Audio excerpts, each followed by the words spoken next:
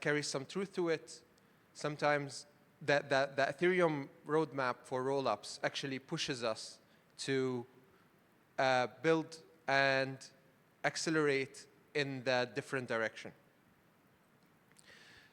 The properties of a neutral rollup technology that is aligned with Ethereum values needs to have these properties. First, it needs to be permissionless, trustless, and censorship resistant. Second, it needs to be open source and with an open license so anyone can use it.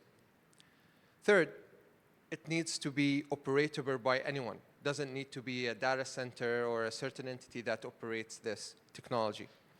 And also at the same time, needs to be performant and scalable.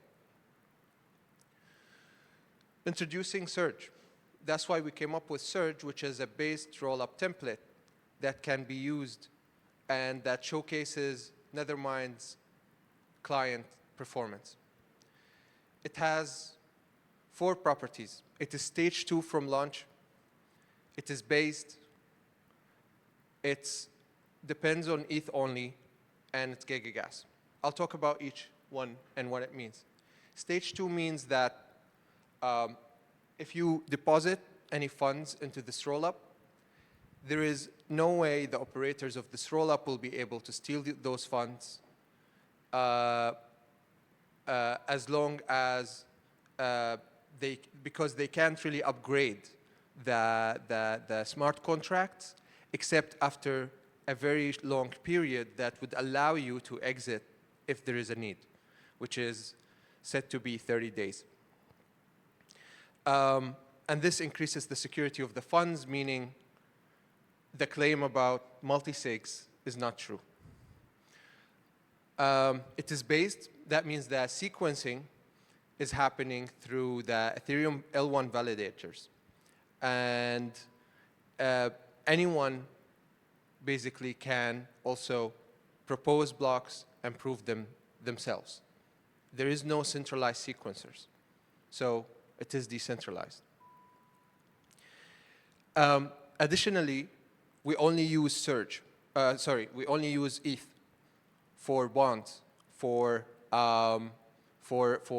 transacting on the chain. There is no governance token. There is no VC. It's purely ETH-based. And we try to contribute to Ethereum by also burning the base fees from this, from any transactions that happen on this rollup template.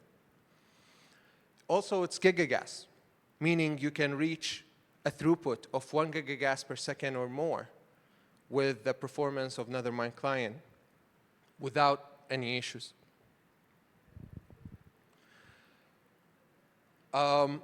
So how did we reach these properties? We had to make certain design decisions. First, we used the Tycho stack. It's open source, MIT license, based rollup stack. So we chose the Tycho stack, and then we took it and we replaced the finality gadget. Instead of what Tycho has, we changed the finality gadget to depend on a 2 out of 3 provers. We have SGX, SP1, and RISC-0. RISC-0 and SP1 are ZK VMs, ZK provers, and SGX is a TEE. Now, to prove a block, what you need to do is to provide 2 out of 3 of these proofs for this block to be proven and verified. Once it's verified, you can basically bridge out in the case that there is any settlement that is needed for bridging. We also replaced the token type.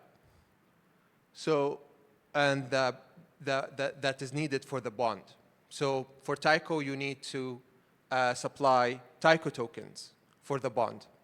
So we removed that, and instead you put some ETH for the bond when you're proposing. We also changed the split of the fee. So we are burning 100% of the fee, whereas in Tyco, it's, a lot of it is going to the proposer, and a little bit of it goes to the Tyco DAO. Of course, we replaced the execution client.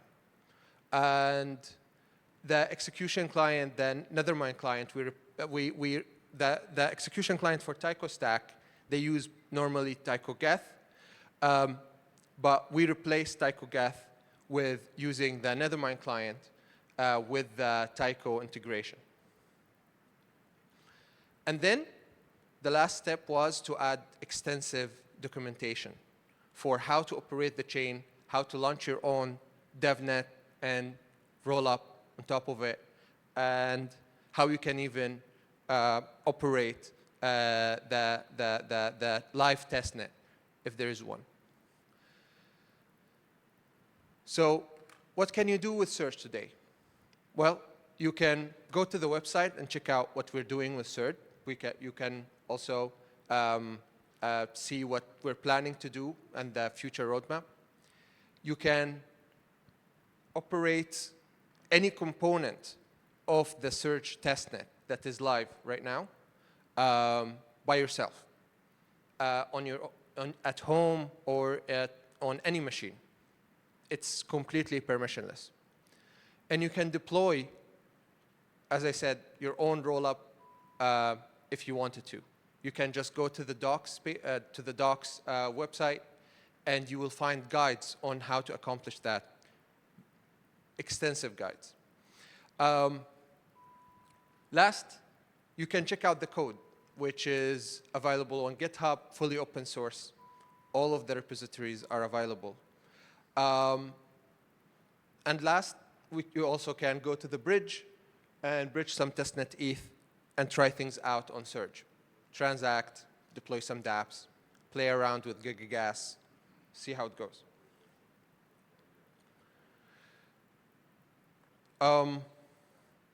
So what's coming up for Surge? So what we're planning to do is to work on the pre-confirmations, because right now the UX for Surge is that you have to wait around 12, 13, 14 seconds, up to 20 seconds for your transaction to land, because it depends on it landing on the L1. And that's bad UX, right? So what you need is to have pre-confirmations, which could potentially provide you with 1 second or even sub-second confirmation times. We're also working on composability, where you can, in the same L1 slot, bridge to the L2 or to the rollup, transact on the rollup with these bridged assets, and even bridge out in the same exact slot. And we're expecting to get that in a couple of months.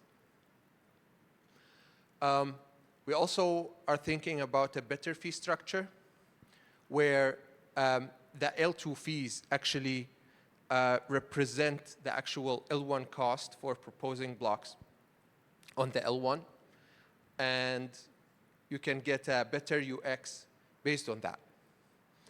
And last, we're also looking into prover and finality gadget improvements that could increase the security of the user's assets. We're also planning to deploy Surge on mainnet, and we're hoping that the community will pick Surge up and will take it over and operate it by themselves without intervention or any help from Nethermind. Maybe, but like no maybe engineering help from Nethermind, but governance and everything else will be fully supported by the community.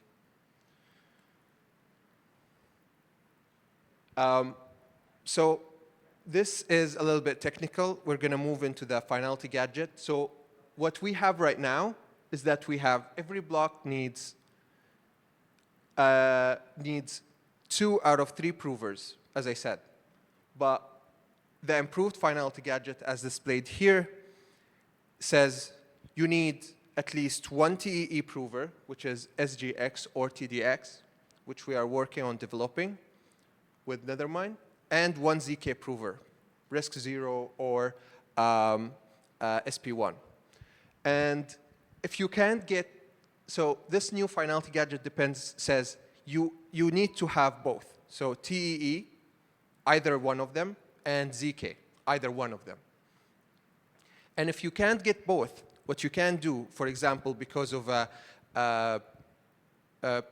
prover not being able to prove a block, what you can do is you can do an OP proof.